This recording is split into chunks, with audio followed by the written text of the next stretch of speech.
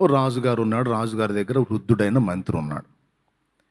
వృద్ధుడైన మంత్రి. ముసలోళ్ళకి కొంచెం చాదస్తం ఎక్కువ అంటారు కదా.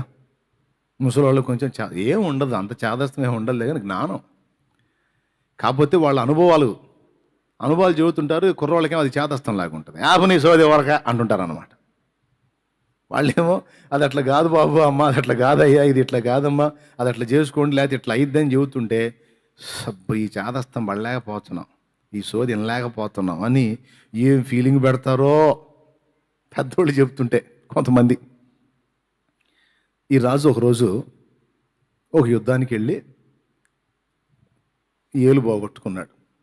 ఏలు పాపం బాధపడతా ఈ వృద్ధుడైన మంత్రి దగ్గరికి వచ్చి, మంత్రివర్య, యుద్ధంలో ఘోరం జరిగిపోయింది, మా యొక్క వేలు పోయింది అని బాధపడ్డాడు. బాధపడితే మంత్రి, పోనీ మహారాజా, అది కూడా నీ మంచికేలే అన్నాడు.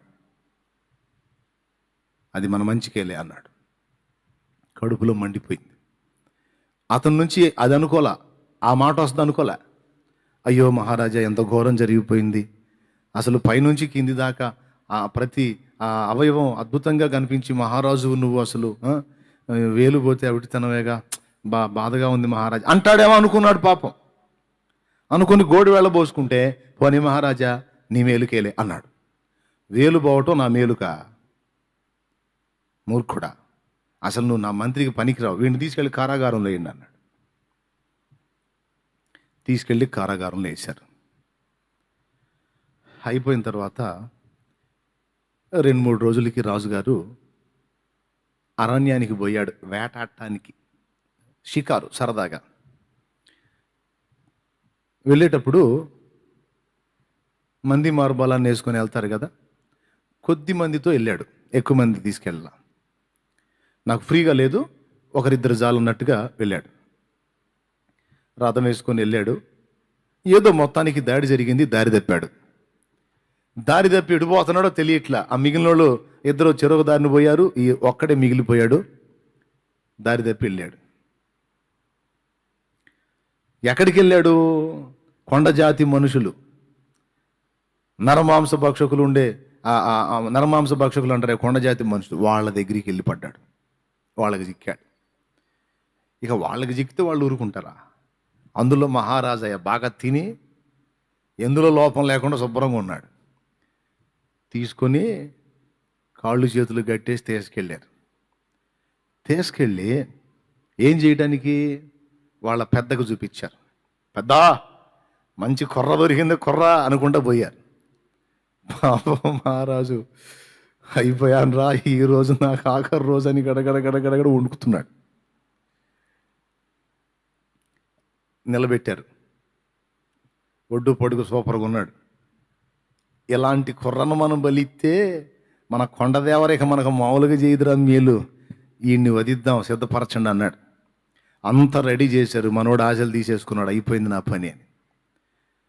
అంతా అయిపోయిన తర్వాత ఇక కత్తెత్తి చంపబోతున్నారు, బలి ఇవ్వబోతున్నారు. ఇవ్వబోయేటప్పుడు ఆగండి రా అన్నాడు వాళ్ళ పెద్ద. ఏంది పెద్ద అని అడిగారు.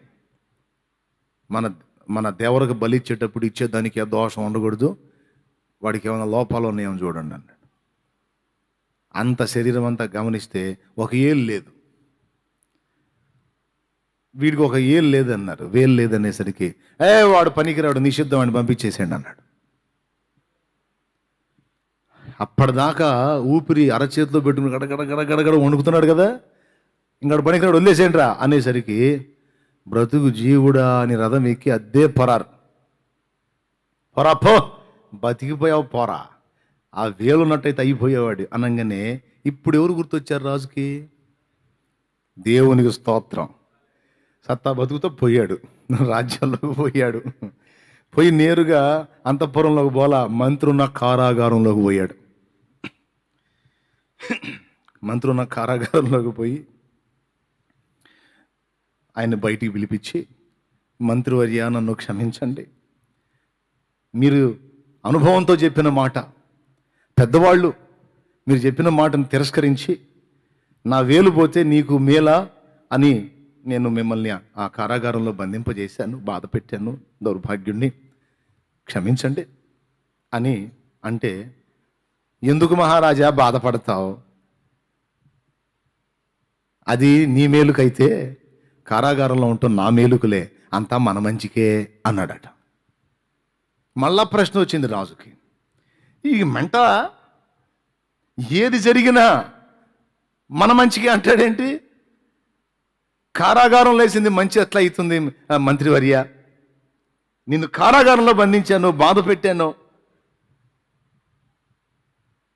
అది ఎట్లా మంచి అయింది అంటే, మంచిగాకేముంది మహారాజా, నువ్వు వేటకు పోయేటప్పుడు ఎట్టి పరిస్థితులు నన్ను వెంట తీసుకెళ్తావు, నీతో పాటు వాళ్ళకి నేను చిక్కేవాడిని, తీసుకెళ్ళి నిన్ను నన్ను ఇద్దరిని బలికి సిద్ధం చేసేవాళ్ళు, నిన్ను పరిశీలించినట్టు నన్ను చూసేవాళ్ళు, నీకేం వేలు లేదు కనుక నిన్ను వదిలేవాళ్ళు, నాకు అన్నీ బాగున్నాయి కనుక నన్ను కాజేసేవాళ్ళు, కాబట్టి నేను ఇందులో ఉండటం నిజంగా నా మేలు కదా అన్నాడట. ఇంకేం మాట్లాడలా. మహారాజు నిజమే అని సంతోషించి నవ్వుకొని అక్కడి నుంచి ఇద్దరు కలిసి వెళ్ళారట. ఇప్పుడు ఈ మొక్క నేను ఎందుకు చెప్పానంటే, ఆ మంత్రి కథ ఏదో ఒక పిచ్చి కథ అని కొట్టేయకండి. అతని యొక్క మెంటాలిటీ ఏంటంటే, అతని ఆలోచన విధానం ఏంటంటే, దేవుణ్ణి ప్రేమించే వానికి దేవుడు తెలిసి ఏ కీడు కూడా చెయ్యడు. కీడులా కనపడే వాటిని కొన్నిటిని అనుమతించినా వాటిల్లో కూడా తనను ప్రేమించే బిడ్డలకు ఖచ్చితంగా 100% మేలే ఉంటుంది అని నమ్మినటువంటి మనస్తత్వానికి సంబంధించిన వ్యక్తి. అసలు అది మనం సాధన చేయాల్సినటువంటిది. ఏదన్నా రాని దానిలో నెగిటివ్ వెతకటం కాదు, ఇందులో పాజిటివ్ ఏంటి, ఇందులో నా మేలు ఏది దాచిపెట్టాడు దేవుడు. ఓకే, ఖచ్చితంగా దేవుడు ఏది అనుమతించినా దాని వెనక ఏదో ఒక మేలు మనకి దాచిపెట్టే ఉంచుతాడు.